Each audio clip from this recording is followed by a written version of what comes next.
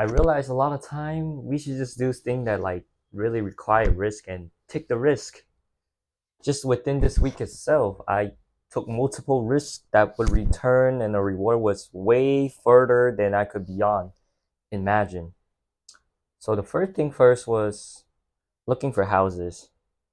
Me and my couple other friends, we were looking for houses down here in San Diego, La Jolla. And as a university student, we have no income. Money doesn't come easy for all of us. And we could never ever imagine finding a place that is even luxurious, that is even fancy high end. But we do want the environment that suit all of us, that is in the best of the best. So we looked at many multiple places that were within our budget. So we didn't even think about looking at any luxury places, fancy places, because it was just not within our budget. So we kind of set a barrier and framed ourselves in a situation where we just can't afford better places to live. However, luckily enough, we did not just stick with what we got. So at first, with a friend group, we were thinking of living somewhere that was like further out, cheaper, that was more suitable for all of us. But luckily enough, we were patient enough to keep skimming and looking for better.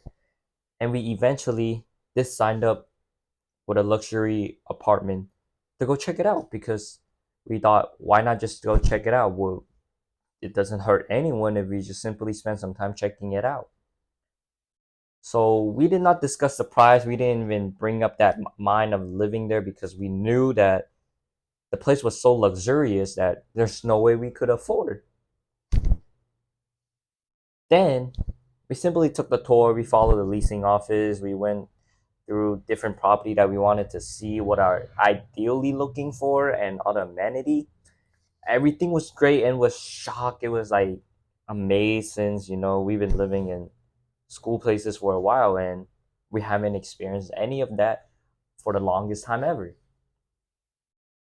But luckily enough, at that day, we were so proud that we all took the risk to willing to get in there to go check out the apartment and understand that we can't just box ourselves and frame ourselves in a certain situation based off of our current situation.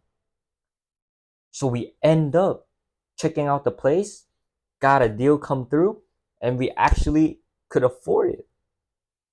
And with that in mind, the value of that place is actually way more better than other places that we've seen.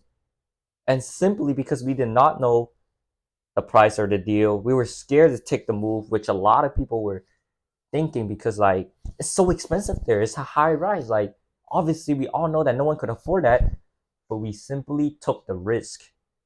We risk it to it doesn't hurt anything, so we simply went to check it out and eventually secured it a deal.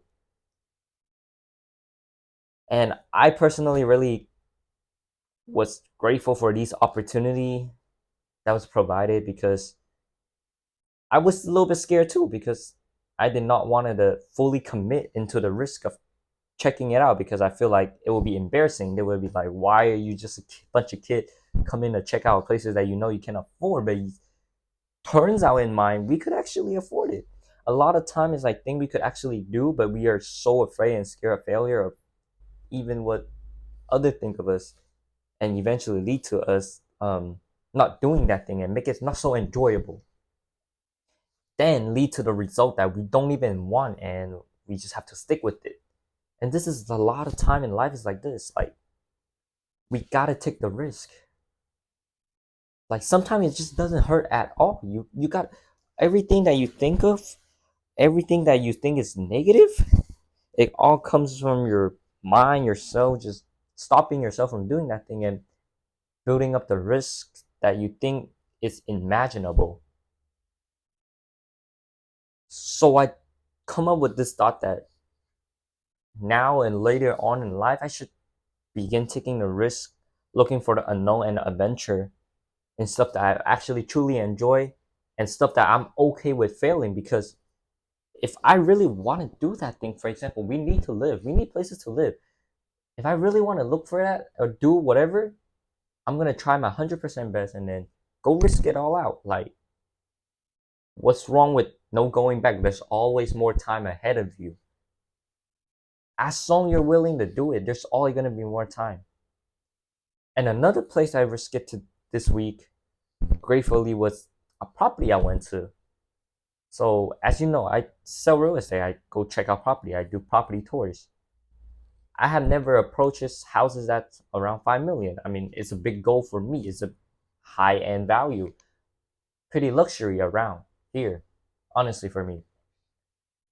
I was always scared to go approach for those property. I always go for the cheaper one, thinking that less people have attention on it. It's okay if I could just show it. But I realized a $5 million property doesn't make much different than a regular 1 or 2 million property. It's still the same. And by leveraging that, taking the risk, it might have just opened up another window for me to get into the luxurious space and luxury world selling, which a lot of people know as AKA selling sunset. But I often was so afraid because I'm just scared to ask. I'm like a new agent, like who would want to trust me and what make me prestigious enough to go approach to those property, right? But turns out later now, after visiting and actually being in that position, I realized I could do this a lot more often because the risk behind it is so low. All the overthinking and then all the stuff that's stopping me in the beginning is all from myself. Like, no one had ever talked to me about that. It's simply that if I were just able to take that first move and everything else afterward will become so much easier. It's always the hardest taking that first simple move, which stopping all of us from all the potential future goods in the future benefit because we simply did not able to start and not able to willing to take the risk that we've seen.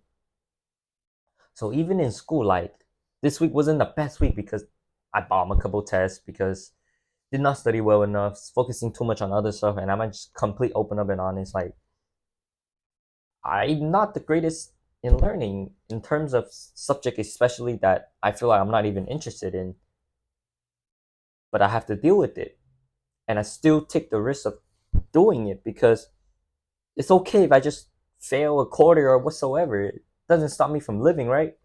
It's not the end of the world. Everything keep moving. We fail, we come back better. We fail again, we come back better and stronger. And eventually, the more you fail, the more you learn. The faster you fail it, the faster you learn it. That's something I really learned it well, especially even over different video I watch or different book that people talk about I read. It's so simple. You just gotta keep doing it. And there's way to do this reversely. Some people specifically go for the failing. So they keep failing, failing, failing until they feel so comfortable doing the stuff that they failed so many times that is like really complicated in other people's mind. So the key thing here, if you really get to me, I mean like practice, practice, practice, practice. Do this over, over, over again, regardless of many times you fail, until you make it comfortable. And throw back into high school when I was playing basketball. Every time I get on the court, I'm so nervous. Every time I get on the practice, I'm so nervous. Because I was just overthinking so much of the risk and how people look at me. I I'm not the best player for sure, I know. But in my mind, I don't want to embarrass myself doing out there.